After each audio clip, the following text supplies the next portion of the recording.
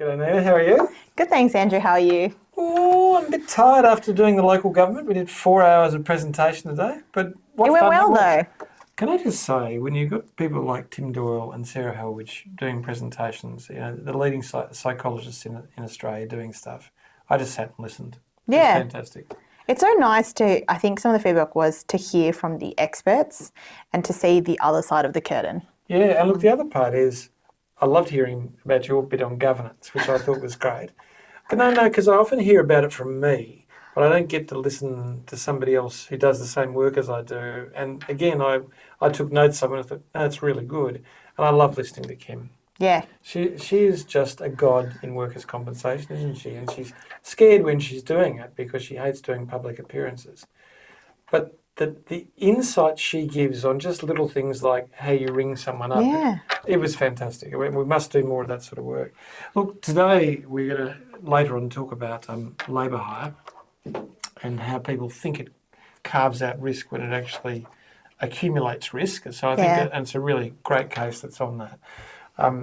You haven't mentioned at all my coach yet. Oh, yeah, sorry. I I was have so to give you actually flustered. hints my own gags. don't I? Please take a moment to admire what Andrew's wearing. And he's actually not wearing shorts. I know it's like a full, proper, nice thing. Like when he came in today, I thought it was someone else. I was very surprised. I've never seen you wear a blazer, ever. I was thinking of shaving, and then I thought that's just going too far. Now look, I want to get on to our first case. Now, our first case is about a forced resignation case. Yeah, Adela, that one. Yeah, Adela Werner and Skin Candy. What a great name Skin Candy is. But what I want to say is we've got a couple of judgments today which I'm not happy with. Okay? No, they're pretty terrible judgments. They're careful we struck off. They're not great judgments. No, I think when we go into the reasoning, people will agree with us. And the outcome of this one, I think, is the wrong outcome. But again, I think that the plaintiff or the applicant in this case actually brought the wrong claim. Different thing. But the outcome, the decision at the end was well underneath what was deserved. This was a person who had taken time off. Family had been killed in the Israel-Gaza conflict. She was Jewish. She came back. She requested from her area manager that she not work every Saturday, so she go to Shabbat. Yeah, every second Saturday she got it off. was part of her healing and her religious. The area manager at the time had no problems. The new area manager came and said, no, you'll perform in accordance with your contract, you work Saturdays. Now, to that area manager, can I say, dumb, okay? And then just started unilaterally changing her roster. The roster. She raised complaints about it, and then the HR manager...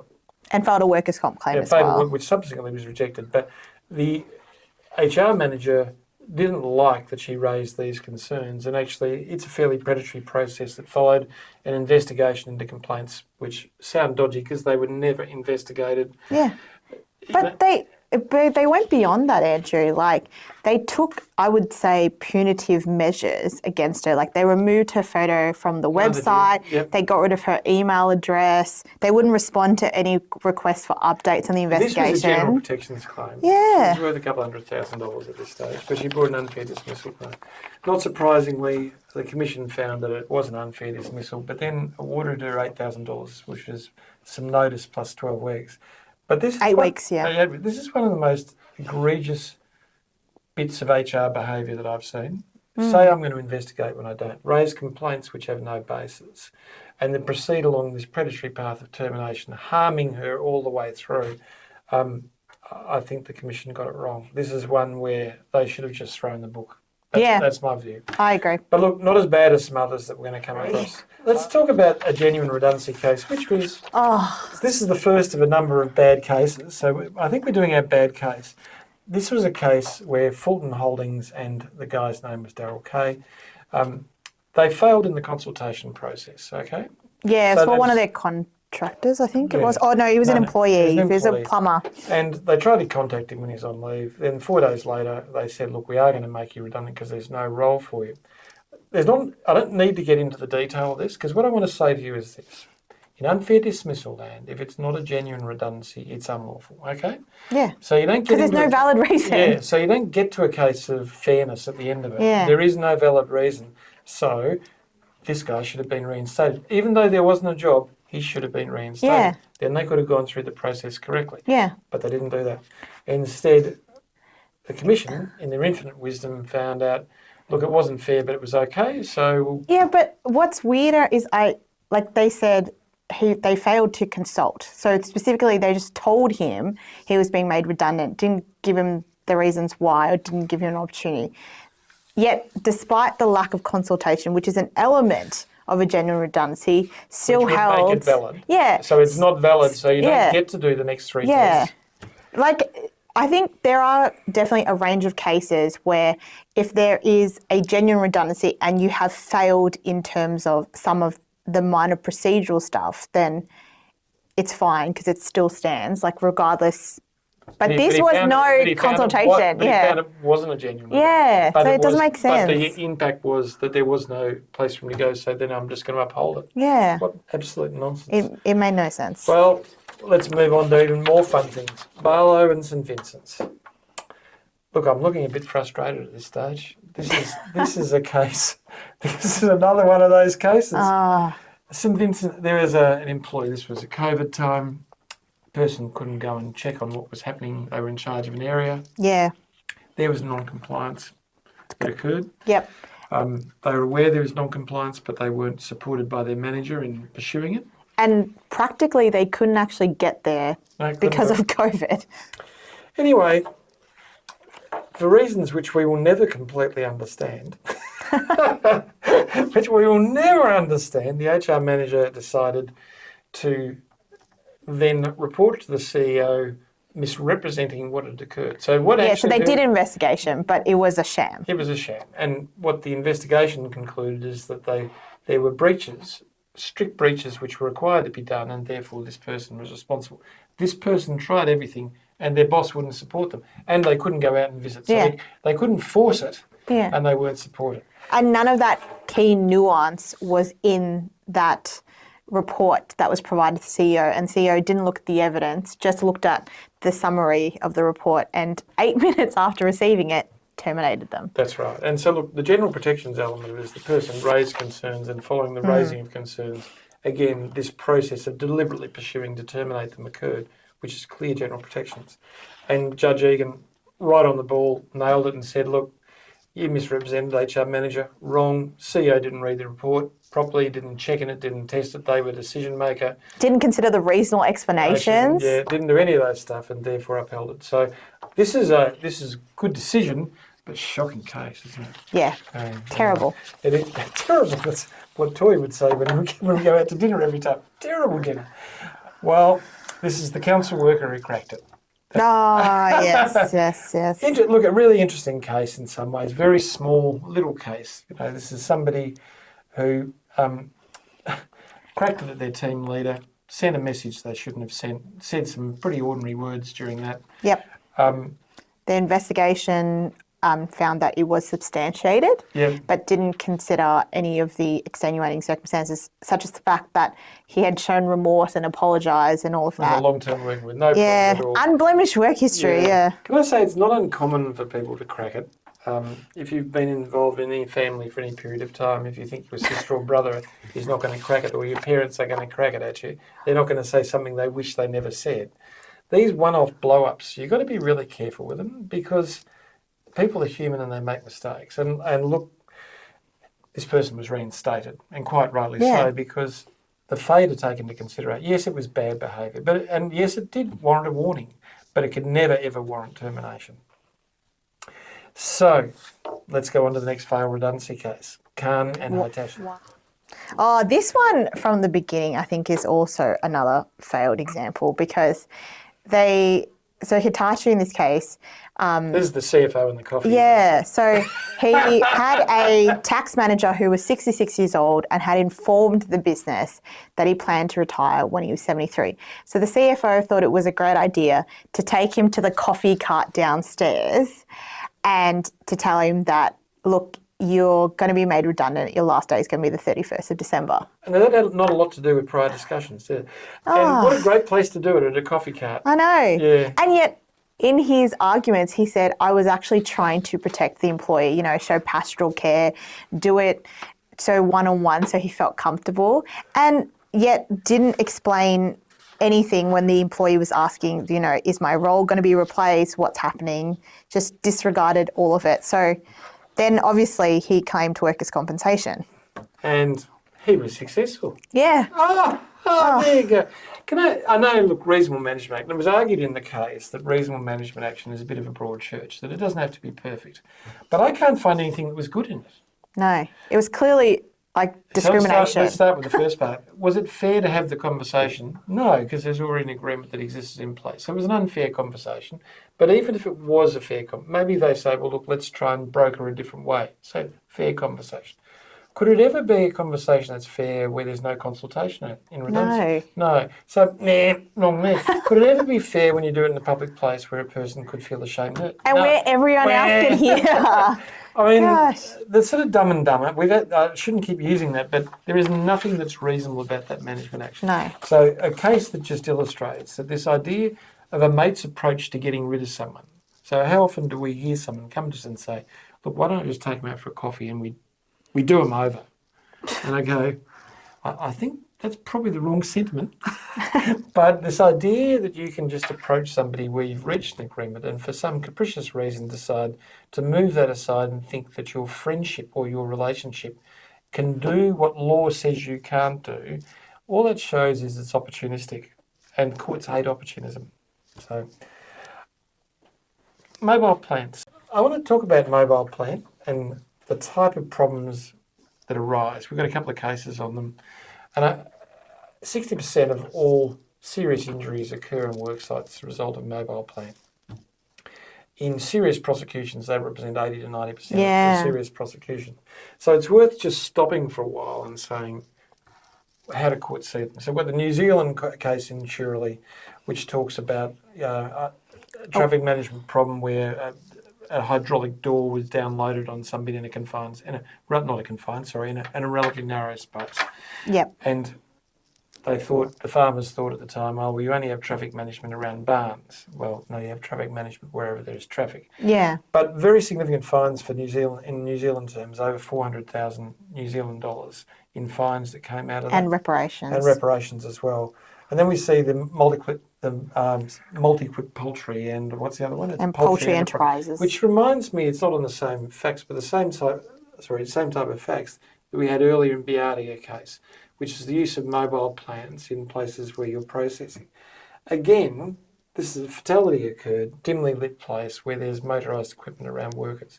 Can I just say to you, where workers are near mobile plant, there must be very careful traffic management that you can demonstrate cannot harm someone. In dimly lit places, that takes the level of severity of risk and narrow. You've got to understand at that stage, the level of risk becomes exceptional. It's not just high, it's out of this world. And therefore, there must be strict processes for preventing physical barriers from preventing mobile plant from being near employees. Not surprisingly, that's what the district court found. And again, hundreds of thousands of dollars of fines. So I'm raising it now, I guess, because, Nina, we too often have mobile plant injuries that we deal with. It's probably the most common thing we deal with. And every time we deal with it, when we go and look at the CCTV, we see repetitive breaches in the past. And we look at the policy that says no, and then we look at the actions and we see yes. And it's because of the desensitisation people have when they're dealing around mobile plant, because it hasn't hit me yet, I won't be hurt. It's not moving all that fast. I'm okay. Yeah, that perception of risk. Yeah, has been so changed. And what I guess both of us talked about this case before we put it on. What I want to say is slow-moving mobile plant has big motors that don't stop. When they hit someone, they don't stop. They tear people apart. Okay? That's what they do. So can you remember that? And can you say there is an incompatibility between humans and machinery, which has been long recognised. Not only do you need a policy, but you need to enforce that policy religiously. And if you don't do it, you will forget about the prosecution. You're going to harm people, and they're going to be terrible harm that you do. So, and you will be prosecuted because it is the focus of every state and territory to prosecute on mobile plant injuries and deaths. So it's not surprising, and we're seeing now in a jurisdiction which is a rather mild jurisdiction compared to Australia, which is New Zealand, similar level of penalties that are being handed out. Can I go to our major topic? And I want to talk about it first a bit, Nina, and then we can go back and we can talk about the case that we'll talk about. You and I have acted for large labour hire providers and large users of labour hire providers. And when we talk to people, everyone sees it as a method of risk mitigation. Yep. And before they do that, we go and pull up the contract that exists between them, and you and I have worked on these contracts for so long. And we look at the contract and we say, well, the contract creates no risk mitigation.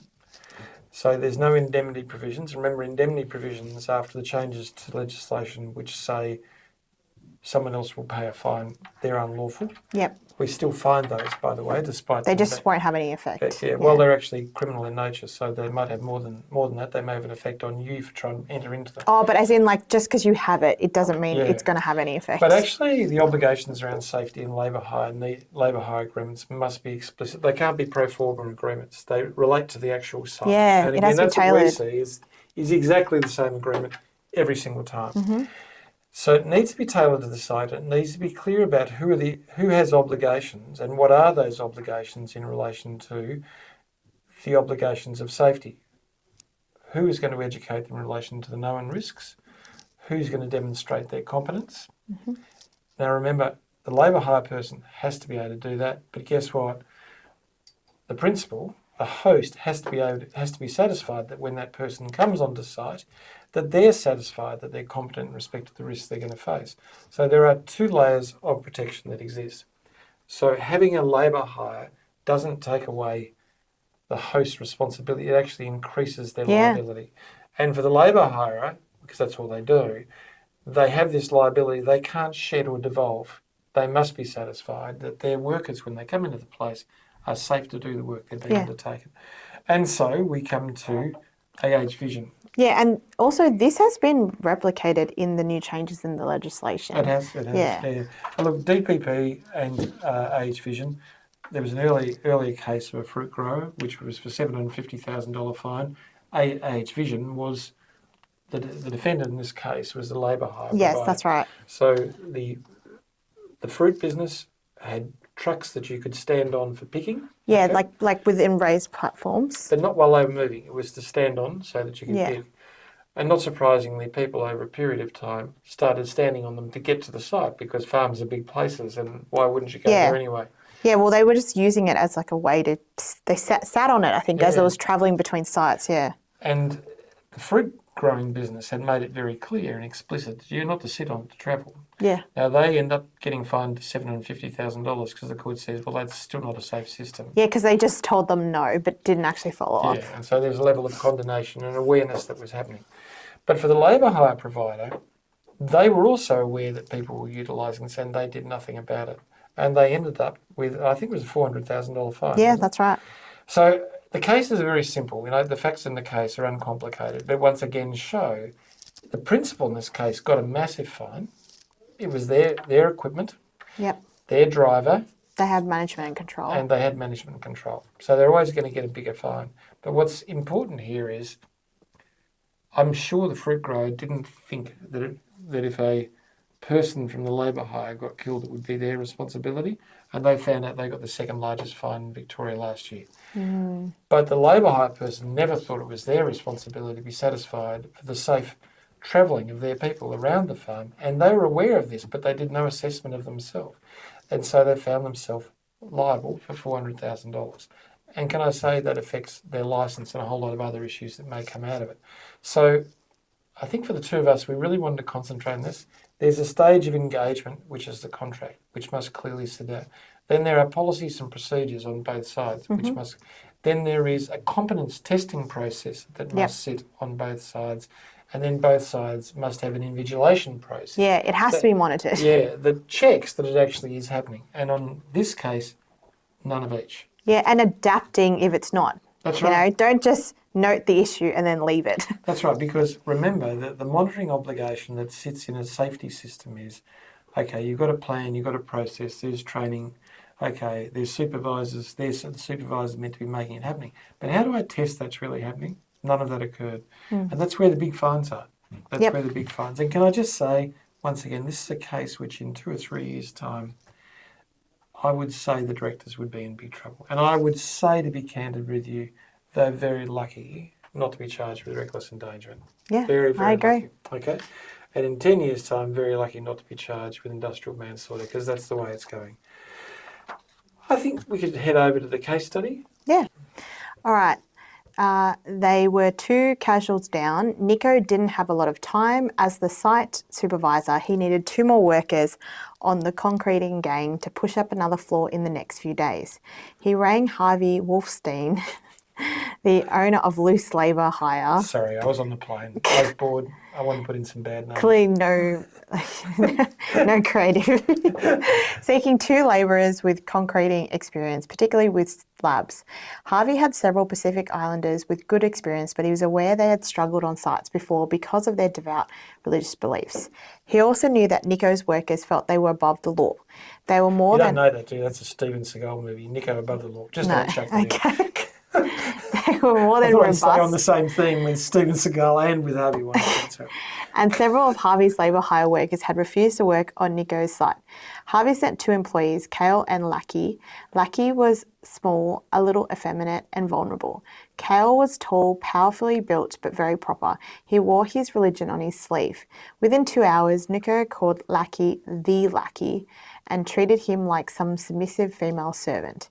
Kale they called Old King Kale and mocked his obvious religious reserve. At morning smoko, Nico dropped by and asked if they had been inducted. Both said yes, but both, clearly distressed, complained about their treatment. Nico chuckled and said it was all banter, well-meaning and to relax. They said they would try. They rang Harvey together and explained the same problem. He told them to hack it out as he had no other work. After several days, Lackey was broken. It had gone worse. He went to see a doctor for his stress and she gave him a week off. Kale, now alone, started to react angrily. He was a powerful man. After being teased all afternoon, he grabbed one of his detractors, lifted him up by the heels and dangled him from the 10-story concrete slab. Nico terminated his employment summarily. Lackey was struggling at home. He felt scared to go back, couldn't sleep, and felt depressed. On his way to the doctor, he was talking to his wife. She kept asking him why he was so distracted, and eventually he explained how he was being treated at work. As he spoke to her, he was crying and recounting the last taunt of being a good little island girl. His mind couldn't shake the looks on their faces, and he felt sad and ashamed. Distracted and obsessed with his thoughts, he walked in front of a large truck and was struck and killed. Oh, it got morbid. Yeah, can I just say... I did not read the end. Nico chucked him off the site, but that is the effective summary dismissal because obviously Nico was not his direct employee. So that's a slight confection in my mistake in mind. I thought Nico was his employer. No, that's the problem. Harvey's employee. Harvey's from the labour hire business. Nico was with the... Oh, okay, yeah, so okay. just assume that my problem has a bit of a fault in the middle of it. But nonetheless, the effect of it is he was no longer allowed on site. Yep. So was there any safety breach entitling prosecution and against who? Well, there was a whole lot of safety breaches there, wasn't there? I mean, if we look at the psychological hazards, which we've been talking about all morning, there are unquestionably breaches of protected attributes. There's everything that could go on there. So, Poor support as well. Because they've raised it and then both of them have ignored it. So if we talk about safety, what are the breaches? What are the notions? Nico had knowledge of it. Harvey had knowledge. Okay? Yep. They had knowledge of something which they both knew because of the history Yep. had a risk of serious injury. Yep. Okay? So they're indifferent to it. Yeah. So I think they're both looking down the gun at reckless endangerment. Both are primary duty breaches without a doubt. Yes. But probably reckless endangerment. Nico's involvement and engagement of what was occurring make him potentially personally liable for reckless endangerment as well. Harvey's failure to act, I think, is probably a Section 144 breach in Victoria or a due diligence breach. So maybe there's an officer breach there as well. There's not an industrial manslaughter given the speed at which it happened, but it's on the edge. And then the other people engaging in the behaviour would also be Section 25 breaches as well. Yeah, personal liability. So Yeah. under WHS, same thing with Section 25 in Victoria, but that personal liability around exercising reasonable care. For others. Yeah, to prevent injury to yourself or others. So there's a lot there, isn't there? A whole lot of claims that are there. If Lackey was not struck and killed, would he have a compensable claim? Oh, yeah, like a workers' compensation claim. Yeah. Yes.